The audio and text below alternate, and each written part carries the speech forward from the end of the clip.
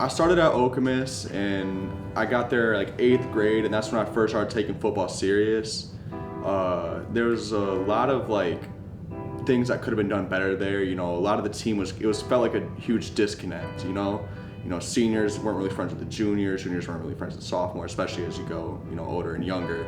And especially when I talked to my coaches, you noticed a lot of the disconnect there, where it's like, it wasn't like we're working together type of thing. Was you do this, you do it this way, you're not gonna get any input in it. And but I liked, it was a good start for me because it showed me what a non-winning team does. It showed me that this is something that I should avoid in my future. And I think around my sophomore year, I started getting like the thing in my mind, or like, I probably shouldn't stay here. Like, if I want a future in the sport, I can't really stay here. And so I talked to my mom about moving. She was on board with this. She was, just as long as you're happy, we're gonna go where you want to go. And I think the first day that I decided I was going to Haslett, I got everybody's numbers. I started texting all the seniors, all the coaches, like, hey, I'm Isaac, I'm a quarterback, I'm just hoping to, make the team as good as I can. He came in and showed up in our weight room. I believe it was either December or January. It was close to right around where classes changed. And he definitely was immature at that point. I think it was something where he hadn't had an experience where there'd been a ton of accountability to the weight room, or a ton of accountability to his teammates. Where he was at previously, I know they had some issues with numbers and just things going on. So if you were one of the 22 that showed up, like, generally you were going to get on the field. Where here, we have healthy numbers above 30 and sometimes into the 40s some years, and there's a competition level that comes with it. And he was forced to step up his game, and he's really grown into that role. And that's the biggest maturity, outside of, obviously, he's become such a better player than when he first came in on the field, but off the field, as far as taking the leadership, understanding what it takes to be a varsity level quarterback, understanding the responsibility that comes with that. It's not just, hey, I take snaps and throw touchdowns and look sweet on Friday night. It's, Sunday through Saturday, that target's on my back, and I know I've got to bring my players along with me, and I've got to get my wide receivers ready, and I've got to develop that relationship with my O-line. And sometimes I got to make sure that everyone else is taken care of before I take care of myself. And he's found a level of leadership that he definitely did not come in with, but is benefiting this team right now and will benefit him years from now as he's really developed into a leader. Very proud of the progress that he's made. I think right away is when I noticed that, like, this team is something different. When I was talking to the coaches, even as a backup, it felt like I was getting some input, like they were listening to what I was saying, and they were helping me, just figure some stuff out. And that first year that I had here, it really showed me a lot of like brotherhood. The seniors, like, that was my first year here, and yet they still kind of accepted me and brought me in, and they just felt me like I was one of them.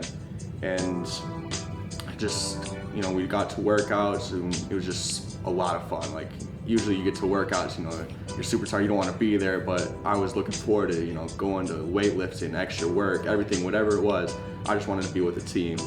That first year, I kind of had it in my mind that I was going to be behind TJ. He was a great quarterback, and at the time he was a lot better than me.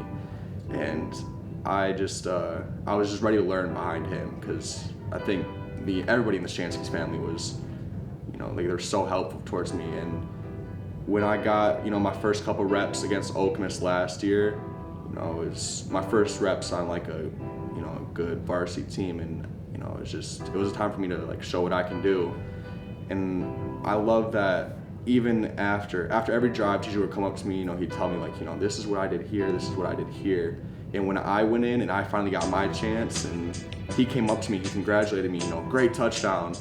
And then like we kind of broke down what happened on each play, and that's like the kind of thing that really set Haslett apart for me. It was like we're a team, we're a family, and even because me and him are in a competition, we're still working together. And so yeah, when he went down, everybody was devastated. You're seeing one of your brothers, he's hurt. You never want to see that, but that's when I really fell in love with Haslett, because even as he went down, And as everybody is kind of starting to feel sad for him, his dad was the first person to come up to me, and he's like, it's your team now. You gotta make sure you're ready. We're gonna do everything we can to make sure you can do whatever you can to help this team win.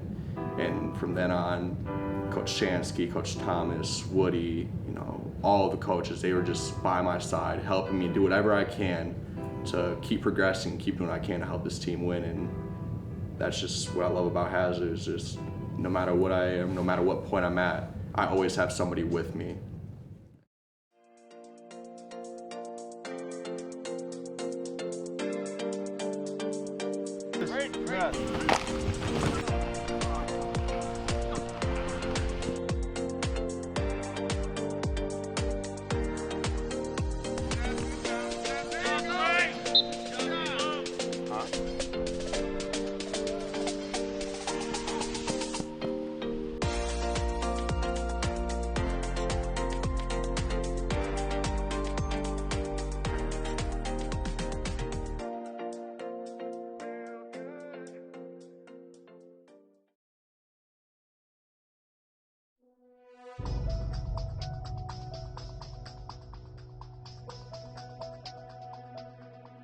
Hey, opportunity tonight to impose your will on another team for 48 minutes.